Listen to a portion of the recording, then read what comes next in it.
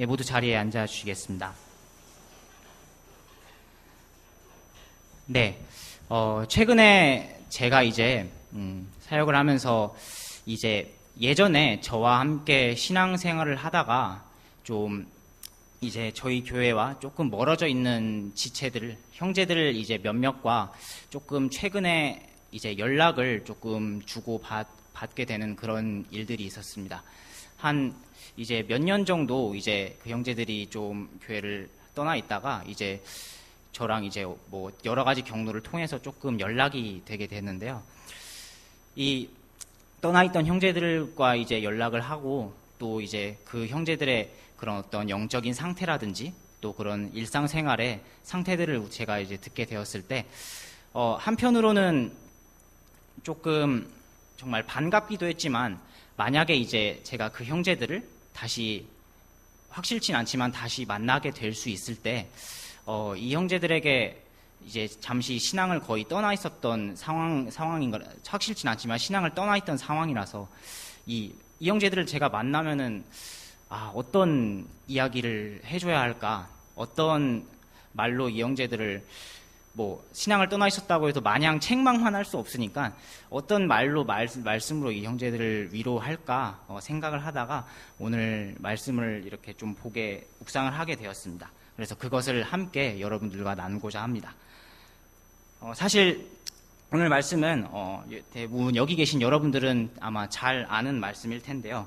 우리가 잘 아는 말씀이지만 아까 제가 얘기했듯이 좀 더 믿음이 이 말씀을 통해서 우리가 다시 한번 좀 더 우리의 구원의 확신과 또 믿음이 떠나 있거나 좀 믿음이 어린 지체들을 우리가 격려하고 그들에게 소망을 주는 차원에서 이 말씀을 우리가 다시 한번 묵상하고 여러분들이 더 마음속에 새기는 시간이 되기를 간절히 원합니다. 그래서 오늘은 먼저 그 육신을 따르는 사람들과 이 성령님을 따르겠다고 결단한 사람들이 이렇게 대조적으로 본문에서 나와 있는 것을 확인할 수가 있습니다. 육신을 따르는 사람들과 성령을 따르겠다고 결단한 사람들을 대조하면서 오늘 본문 말씀에서 말씀하신 것을 볼 수가 있는데요. 육신을 따라 사는 사람들과는 달리 성령을 따라 살겠다고 결단한 사람들은 어떤 사람들인지 오늘 본문에서 말씀해주고 있습니다. 예수 그리스도를 이제 믿고 구원받은 우리들은 마땅히 성령을 따르겠다고 결단한 사람들입니다.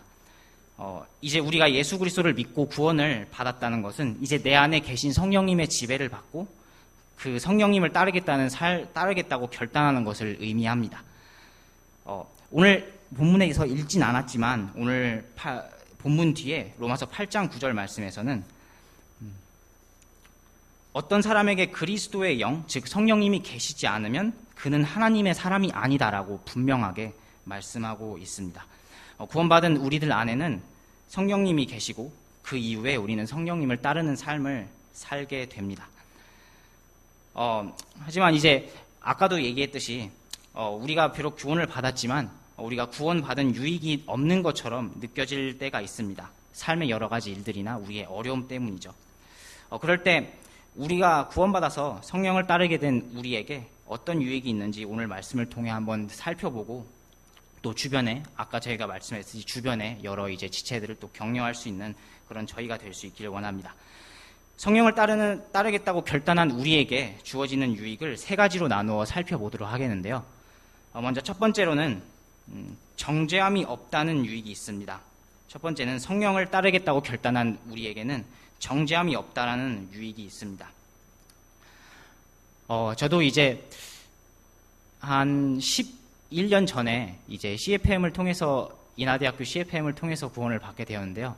이제 2007년 이제 여름 수련회 CFM 여름 수련회 때 이제 구령 상담을 받았을 때 사실 저는 이제 어렸을 때 뭐 교회를 다니고 그런 교회를 다니면서 성장한 사람이 아니어서 이제 처음 대학교에 와서 이것을 접해본 사람이라서 이 구령 상담을 받았을 때 그것이 처음에는 지금도 사실 구령 상담을 정확하게 막 어떻게 받았는지 세세하게 다 말해보세요라고 하면은 잘 기억이 나질 않습니다. 근데 이제 제가 그래도 한 가지 분명하게 기억하는 것은 당시에 이제 간사님께서, 인하대학교를 섬기는 간사님께서 이런 죄의 문제들, 우리가 이제 당연히 저지를 수 있는 죄의 문제들을 조목조목하게 짚어주면서 이제 제 자신이 죄인이라는 것과 예수님을 믿어야 그 죄를 이제 해결할 수 있다라는 것을 제가 믿어야 한다라는 것을 이제 듣게 되었습니다. 그것을 믿고 제가 받아들여서 구원을 받게 되었는데요. 그래서 사실 그때 처음 믿을 당시만 해도 제가 이제 예수님을 내가 분명히 죄인인 것은 알겠는데 예수님을 믿고 이제 예수님을 믿어야 그 죄를 해결할 수 있다라는 그 말을 제가 믿음으로 받아들이긴 했지만 좀 자세한 의미, 그런 좀 더 이제 예수님을 믿고 죄 사함을 받는다는 그런 자세한 의미는 뭐 그때까지는 제가 당연히 알지 못했습니다. 그런데 이제 그 말씀을 통해서 이 말씀을 통해서 나중에 이제 이 말씀을 통해서 이런 말씀들을 통해서 이 정죄함의 개념에 대해서 깨닫게 되었는데요. 오늘 본문 1, 2절을 함께 다시 한번 좀 읽어보도록 하겠습니다.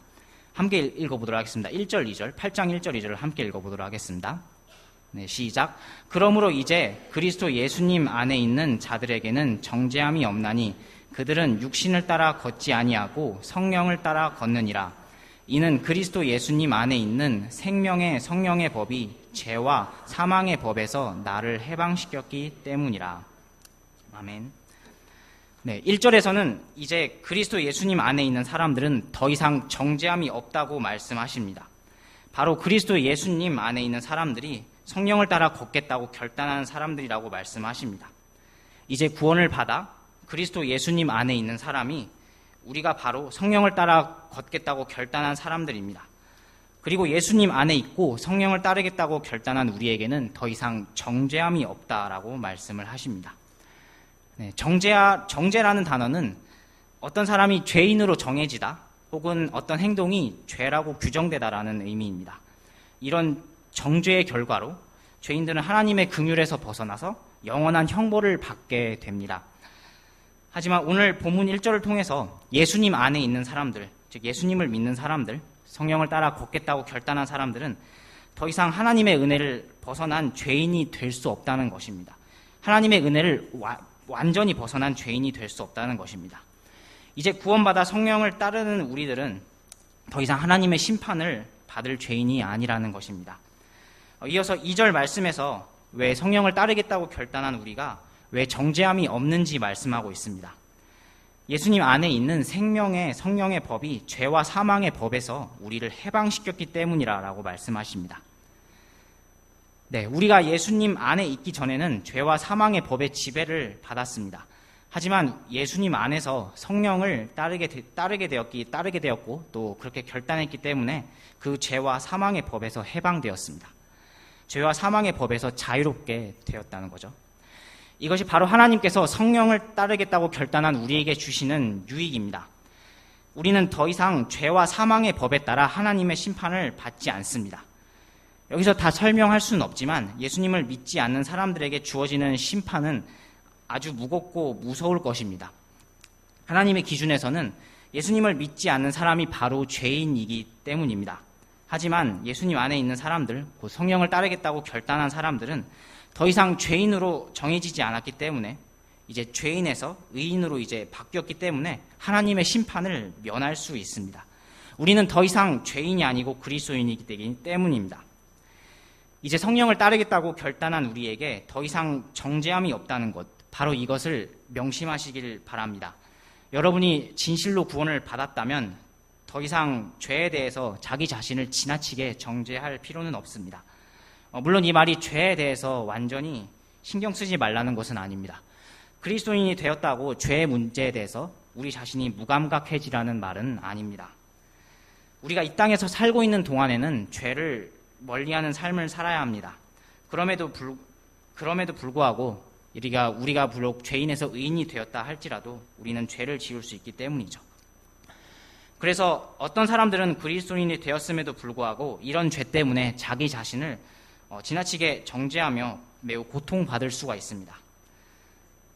내가 그리스도인이 되었는데 왜 그 이후에도 이런 죄를 짓고 있을까? 내가 정말 구원받은 것이 맞나? 라는 의심을 던지면서 괴로워하고 낙담해 있을 수 있습니다.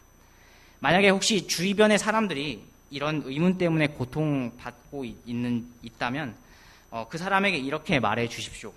하나님께서는 더 이상 우리를 죄인으로 취급하지 않으십니다. 너무 자책하지 말고 정말 당신이 예수님을 믿는 사람이, 구원받는 사람이 맞다면, 성령을 따르겠다고 결단한 사람이 맞다면 다시 한번 힘을 내고 하나님 앞에 삶을 회복하자라고 격려하시길 바랍니다.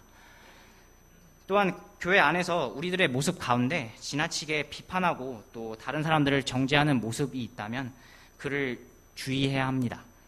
물론 우리들이 서로가 하나님의 말씀을 기준으로 이제 서로를 권면하는 것은 매우 바람직한 일일 것입니다. 하지만 그것으로 서로를 용납하지 못하고 서로를 비판한다면 아마 교회 안에는 용서가 사라지고 그로 인해 사랑이 없어지게 될 것입니다. 분명히 하나님께서도 그리스도 예수님 안에서 성령을 따르겠다고 결단한 사람들에게는 이제 정죄함이 없다라고 말씀을 하셨습니다. 하나님께서도 이렇게 정죄함이 없다라고 말씀하셨는데 우리가 다른 사람을 지나치게 비판하고 정죄하는 모습이 있어서는 안 될 것입니다. 주님 편에 서서 성령을 따르겠다고 결단한 우리에게는 더 이상 죄인으로 정죄함을 받지 않는 그런 유익이 있습니다. 이것을 꼭 명심하셔서 우리 주변에 이런 지체들을 또 정말 신앙생활을 아까 서론에서 말씀에 말했듯이 신앙생활을 떠나 있는 그런 지체들이 있다면 그를 격려하고 또 이제 다른 우리 서로를 서로 지나치게 비판하지 않는 저와 여러분들이 되시길 간절히 바랍니다.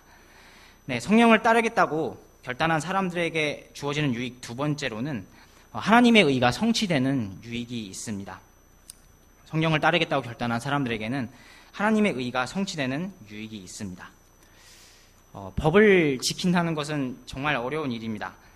저도 이제 몇 년 전부터 운전을 시작하면서 면허를 딸 때 이제 배우기만 했던 그런 교통 법규를 실제로 마주하게 되는 상황을 경험하고 있습니다.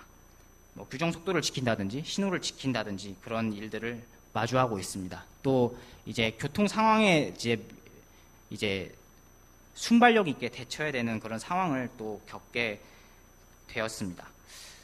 저 또한 최대한 안전운전을 하려고 노력을 했지만 그렇지 못하거나 또 그렇지 않을 때도 있었음을 고백을 합니다. 저번 달에도 이야기했듯이 제가 참 이번 연도에 참 운전 때문에 한 세 번 정도 정말 거의 목숨을 잃을 뻔한 상황이 있었는데요. 이렇게 정말 좀 이제 교통법규를 지킨다거나 이제 졸음운전하지 마세요, 과속운전하지 마세요 이런 이야기들을 이제 잘 명심해서 들었어야 되는데 제가 이제 안전불감증이 제 안에 있는 안전불감증이 그런 것들을 잘 지키지 못했던 것을 제가 올해 참 많이 경험을 했습니다. 그래도 참 하나님께서 그런 사고 가운데 또 살려주심에 감사를 드립니다. 이렇게 교통법규는 우리가 참 때로는 지키기 어렵지만 이런 법규가 주어지는 것도 모두 이유가 있습니다. 바로 모든 운전자가 안전운전을 해서 교통사고를 줄이는 것인데요. 우리가 피부로 느끼지 못할 수도 있지만 이런 법규가 존재하지 않는다면 이제 도로는 완전히 무법천지가 되겠죠. 또 사고가 빈번하게 발생할 것입니다. 도로에서 모든 사람들이 안전하고 편안하게 운전을 할 수 있도록 또 보행자도 또 안전하게 지나다닐 수 있도록 이런 법규를 정한 것입니다. 이렇게 교통법규 같은 우리에게 법규도 우리에게 매우 유익하고 좋은 것입니다. 하지만 이런 저의 경우에서처럼 어떤 사람들은 목적지에 좀 더 빠르게 가고자 하는 마음 때문에 법규나 그런 조언들을 지키지 않는 그런 벗어나는 경우가 있습니다. 우리가 그것을 그래서 지키지 않음으로 인해서 도로 인해서 위험한 상황이 발생하는 것을 보게 됩니다. 마치 이런 것처럼 오늘 본문의 앞장인 로마서 7장 12절에는 율법도 거룩하고 명령도 거룩하며 의롭고 선하다라고 말씀을 하십니다. 율법도 선한 것이라고 말씀하시는데요. 모세를 통해서 이스라엘 사람들에게 주어진 율법은 거룩한 하나님의 명령이었습니다. 하지만 이스라엘 사람들에게는 이런 율법을 모두 다 성취할 능력이 없었습니다. 그들도 죄의 본성을 가지고 태어난 사람들이었기 때문에 연약해서 율법을 다 지킬 수가 없었습니다. 마치 제가 몇 번 몇 번 운전을 몇 년 하지도 않았는데 이렇게 안전수칙이라든지 법규를 지키지 못하는 것처럼 이 이스라엘 사람들도 율법의 그런 조목조목들, 사항사항들을 모두 다 지킬 수가 없었음을 보게 됩니다. 그리고 더 중요한 것은 그렇게 주어진 율법은 우리의 근본적인 죄의 문제를 완전히 해결할 능력이 없다는 것입니다. 그래서 오늘 본문 3절 앞부분에서는 율법이 육신으로 말미암아 연약하여 능히 하지 못하는 것이라고 말씀하고 있습니다. 또한 로마서 3장 20절에는 그러므로 율법의 행위로는 어떤 육체도 그분의 눈앞에서 의롭게 될 수 없나니 율법으로는 죄를 알게 되느니라라고 말씀하십니다. 율법 자체는 선한 것이지만 율법으로는 근본적인 죄의 문제를 해결할 수 없고 다만 죄를 알게 될 뿐입니다. 하지만 이렇게 하나님께서 율법의 한계를 해결해 주셨는데요. 오늘 본문 3, 4절 말씀을 제가 다시 한번 읽어보겠습니다. 율법이 육신으로 말미암아 연약하여 능히 하지 못하는 것을 하나님께서는 하셨나니 곧 자신의 아들을 죄 많은 육신의 모양으로 보내시고 또 죄로 인하여 육신 안에서 죄를 정죄하셨느니라. 이것은 육신을 따라 걷지 아니하고 성령을 따라 걷는 우리 안에서 율법의 의가 성취되게 하려 하심이니라. 율법이 하지 못하는 것, 바로 그것을 하나님께서는 그분의 아들 예수 그리스도를 통해 이루셨습니다. 하나님께서는 예수님을 우리와 같은 육신의 모양으로 이 땅에 보내주셔서 우리의 죄 때문에 십자가에서 피를 흘리셨고 또 다시 살아나셨습니다. 그리고 방금 읽은 사전 말씀을 통해 이제 육신 안에 있지 않고 성령을 따르겠다고 결단한 우리 안에서 이제 하나님의 의가 성취되게 하려고 또 자신의 아들을 보내주셨음을 알 수 있습니다. 감사한 사실은 이렇게 그리스도께서 율법의 의를 성취하셨기 때문에 우리는 그런 율법의 조항들을 다 지키려고 노력할 필요가 없다는 것입니다. 구약시대의 율법은 많은 것을 요구하고 있지만 하나님께서는 예수 그리스도를 이 땅에 보내주셔서 이전의 율법을 새롭게 하셔서 우리에게 두 가지 큰 명령을 이제 모든 율법에 매달아 주셨습니다. 바로 이제 우리가 잘 알다시피 요한복음 말씀에 나와 있듯이 하나님을 사랑하고 이웃을 사랑하라는 두 가지 큰 명령입니다. 이 두 가지 큰 명령으로 모든 율법을 묶으시고 오늘을 사는 우리에게 이 두 가지 명령의 원리를 지키며 살도록 하셨습니다. 하나님 사랑과 이웃 사랑, 이 두 가지의 명령은 때로는 정말 우리가 이것은 참 지키기 어려운 것을 또 우리가 보게 되는데요. 물론 우리가 율법의 조목조목들을 다 지킬 수는 없지만 이 하나님 사랑과 이웃 사랑이라는 큰 틀 안에서 우리가 이 두 가지의 명령을 우리가 동시에 지킨다는 것이 그리스도인으로서 살면서 또 그렇게 쉽지 않음을 물론 깨달을 수 있을 것입니다. 하지만 그럴 때마다 우리가 예수 그리스도로 인해 의롭게 되었음을 다시 한번 기억하십시오. 육신을 따라 걷지 않고 성령을 따라서 걷겠다고 결단한 우리 안에서 우리의 삶을 통해 하나님의 의가 성취될 수 있음을 기억하십시오. 만약에 율법만 존재하고 있었다면 우리는 구원받을 수 없었지만 예수 그리스도를 통해 우리는 구원받을 수 있게 되었습니다. 하나님께서 우리를 구원하신 목적은 바로 율법이 추구한 의, 바로 하나님께서 추구한 의를 믿는 우리 안에서 성취되게 하신 것입니다. 비록 우리가 그리스도인으로 하나님 사랑과 이웃 사랑을 실천하면서 사는 것이 때로는 쉽지 않을지라도 오늘 본문 말씀처럼 성령을 따르겠다고 결단한 우리에게 예수 그리스도로 인해 하나님의 의가 성취되는 유익이 있음을 기억하고 다시 한번 하나님을 사랑하고 이웃을 사랑할 수 있는 또 우리가 바른 그리스도인으로 살 수 있는 저와 여러분들이 되시길 간절히 바랍니다. 그리고 성령을 따르겠다고 결단한 사람들에게 주어지는 유익 세 번째는 바로 생명과 평안입니다. 생명과 평안입니다. 서론에서 말씀드렸다시피 오늘 본문은 대조적으로 이루어져 있습니다. 육신을 따르겠다고 결단한 사람들 그리고 성령을 따르겠다고 결단한 사람들을 대조하고 있습니다. 오늘 본문 5절과 6절에서도 그 두 가지를 대조하면서 육신을 따르는 사람들은 육신적으로 생각하게 되고 그것이 곧 사망이라고 말씀하고 있습니다. 이와는 대조적으로 성령을 따르는 것은 영적으로 생각하게 되고 또 그것이 곧 생명과 평안이라고 말씀을 하고 있습니다. 우리들도 때로는 육신적인 사람들을 부러워할 때가 있을 것입니다. 육신적인 사람들이 부유하게 되고 또 우리보다 더 행복하게 사는 것처럼 보일 수도 있습니다. 네, 그것은 현실적으로 볼 때 사실입니다. 육신적인 사람들도 이 땅에서는 얼마든지 부유하게 살 수 있습니다. 그들도 이 땅에서는 세상이 주는 부유함이나 명예를 누리면서 살 수 있습니다. 하지만 그 끝은 어디일까요? 바로 사망입니다. 육신을 따르는 사람들의 끝은 사망이요, 하나님의 심판이라고 말씀하십니다. 모든 사람들은 하나님께 돌아와야 하지만 여러 사람들이 세상이 주는 육신적인 것을 추구하다가 하나님께 돌아오지 못하는 것을 많이 볼 수 있습니다. 하나님께서 우리에게 주신 예수 그리스도의 복음을 무시한 채 살아가면서 하나님의 법에 복종하지 않고 하나님과 원수가 됩니다. 그래서 결국은 하나님을 기쁘시게 하지 못하는 삶을 살다가 죽게 됩니다. 이렇게 사망이 찾아오면 육신적인 죽음이 찾아오면 모든 것이 끝나나요? 아닙니다. 이제 죄인으로 정죄함을 받은 그들에게 남은 것은 하나님의 심판과 영원한 형벌뿐이라고 말씀하십니다. 비록 이 세상에서 예수님을 믿지 않는 사람들이 더 잘 사는 것처럼 보이고 그것이 부러울 수도 있지만 우리는 절대로 그것을 부러워할 필요가 없습니다. 우리 안에는 성령님이 내주하고 계시기 때문입니다. 바로 믿는 우리 안에 계신 성령님으로 인해 우리가 우리의 영뿐만 아니라 우리의 몸도 다시 살 수 있게 되었다고 말씀하시기 때문입니다. 우리는 하나님께서 주신 그분의 영으로 인해 우리가 영원한 생명을 얻을 수 있게 되었습니다. 예수님으로 인하여 우리의 영이 다시 살 수 있게 되었습니다. 그리고 예수님께서 다시 일으켜지신 것과 같이 우리도 다시 부활하여 영원한 생명을 얻을 수 있게 되었습니다. 안타까운 것은 이 세상의 사람들은 자신이 이제 죽어서 어느 곳으로 가는지 생각하지 않는다는 사실에 있습니다. 저도 이제 예전에 전도를 나가거나 할 때 보면은 다른 사람들에게 그 내세관, 그 죽음 이후의 삶에 대해서 물어보고는 했습니다.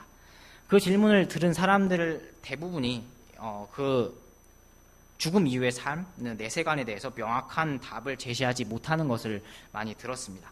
심지어 어떤 사람들은 교회를 다닌다고 하는 사람들도 자신이 죽은 이후에 어떻게 되는지 정확히 모르는 사람들이 있었음을 보게 되었습니다. 참 안타까운 일이었는데요. 하지만 이 세상과는 다르게 우리에게는 죽음 이후에 영원한 생명이 펼쳐져 있습니다. 이것은 예수 그리스도로부터 우리에게 주어진 영원한 생명입니다. 우리가 예수님을 믿으면 영이 회복될 뿐 아니라 우리의 몸이 새롭게 부활하여 그분과 함께 영원한 생명을 누릴 수 있습니다. 이것이야말로 우리가 가지고 있는 진정한 소망이 되어야 할 줄로 믿습니다. 그래서 우리는 이 세상 사람들을 부러워하는 것이 아니라 이 소망을 가지고 사람들에게 복음을 전해야 합니다. 그래서 세상 사람들도 썩어 없어질 것에 소망을 두는 것이 아니라 하나님께 소망을 두도록 해야 합니다.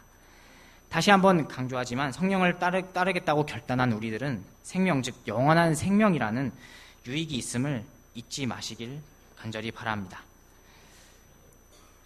또 우리에게는 성령을 따르겠다고 결단한 우리에게는 평안이 있습니다.